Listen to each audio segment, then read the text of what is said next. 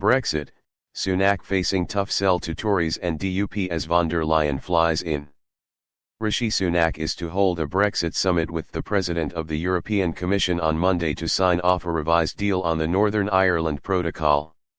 In what could be the most perilous week of his political life, the Prime Minister will meet Ursula von der Leyen in the early afternoon for what Number 10 billed as final talks.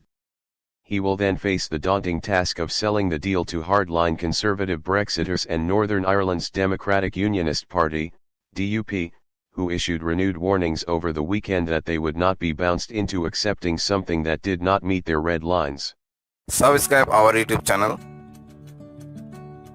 and click our bell icon for new videos. Weekend that they would not be bounced into accepting something that did not meet their red lines. While Downing Street sources said there are still matters that need consideration by Sunak and von der Leyen, the widespread assumption is that the meeting will rubber stamp a revision to Boris Johnson's protocol for post-Brexit arrangements in Northern Ireland. The deal is not expected to radically change the way Northern Ireland trades with the EU via the Irish border, or with the rest of the UK, but will implement systems to ease checks across the Irish Sea, a feature of Johnson's plan that has enraged the DUP and many Tories. Sunak is due to host a cabinet meeting on Monday afternoon before a likely joint press conference with von der Leyen. He will then update the Commons, where he will begin what is likely to be an extremely tough political sell.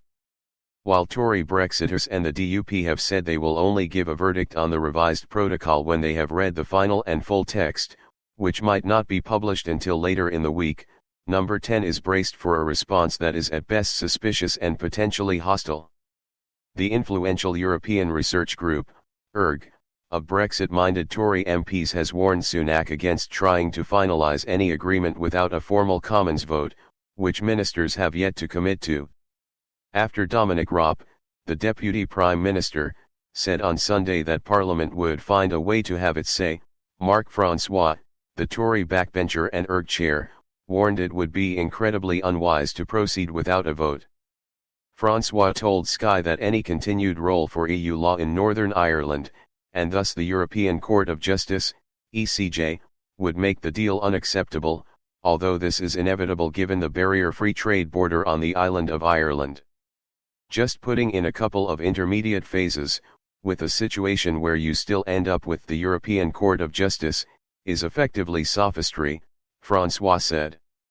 We're not stupid.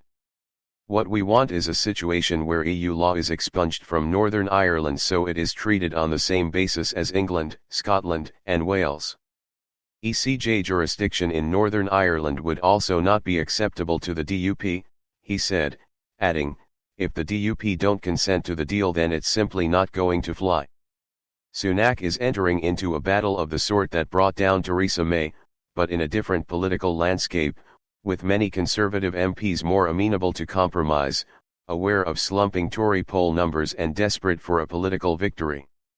While dissent from the DUP would be a blow to the Prime Minister, the Downing Street sell to Tory MPs would be for them to think beyond ideological purity and to embrace an achievement that proved beyond May and, to an extent, Johnson. This whole process has been based on trying to achieve something that is in the best interests of all people in Northern Ireland, and businesses there, a government source said. That is the lens through which the PM has approached these negotiations, with them in mind. Another difference is that in elections to the moribund Northern Ireland Assembly in May last year, the DUP finished second to Sinn Féin and polling shows the protocol is a big concern to a minority of local voters. The next few days are nonetheless likely to be fraught and complex, with some Conservative MPs saying that while they are open to examining the text of the deal, they fear it might be little more than a dressed-up version of the existing protocol. If it's a tweak of the current arrangement it's not really a deal, is it? One former minister said. If it's the same arrangement, but just with an added instruction manual, that's not a deal. As well as a vote, they said, Tory backbenchers would resist any attempts by Sunak and his team to impose an artificially accelerated timetable for agreement, in an effort to prevent proper scrutiny. That would be a really foolish thing to do, they said. It's not just the DUP. You really need to take Conservative MPs with you, And you don't do that by trying to bounce them into agreeing to something that they're not happy with. That would be extremely bad politics, and I hope they're not considering doing that. The talks between Sunak and von der Leyen were announced on Sunday afternoon as a continuation of their work in person towards shared, practical solutions for the range of complex challenges around the Protocol on Ireland and Northern Ireland. A later Number 10 statement said, over the past few months, there have been intensive negotiations with the EU, run by British ministers, and positive, constructive progress has been made. There have been hundreds of hours of talks covering all issues at stake and talking from first principles, what works for Northern Ireland. The deal is expected to address the key issue of items coming into Northern Ireland intended for the Republic of Ireland, and thus into the EU's single market, by having most goods processed via a light touch green light system to minimize checks. While EU-facing trade necessarily requires some of the bloc's regulations to have sway, the hope is that the reduced checks will minimize their influence, and thus the potential oversight of the ECJ. Another change will see new rules that affected the EU's single market requiring a final say from the devolved assembly at Stormont. Talks covering all issues at stake and talking from first principles, what works for Northern Ireland.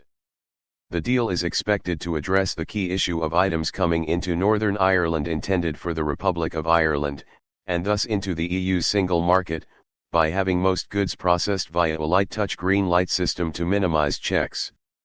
While EU-facing trade necessarily requires some of the bloc's regulations to have sway, the hope is that the reduced checks will minimize their influence, and thus the potential oversight of the ECJ.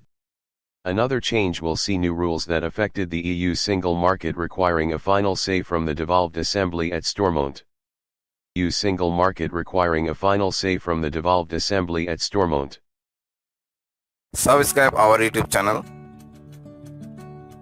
and click our bell icon for new videos.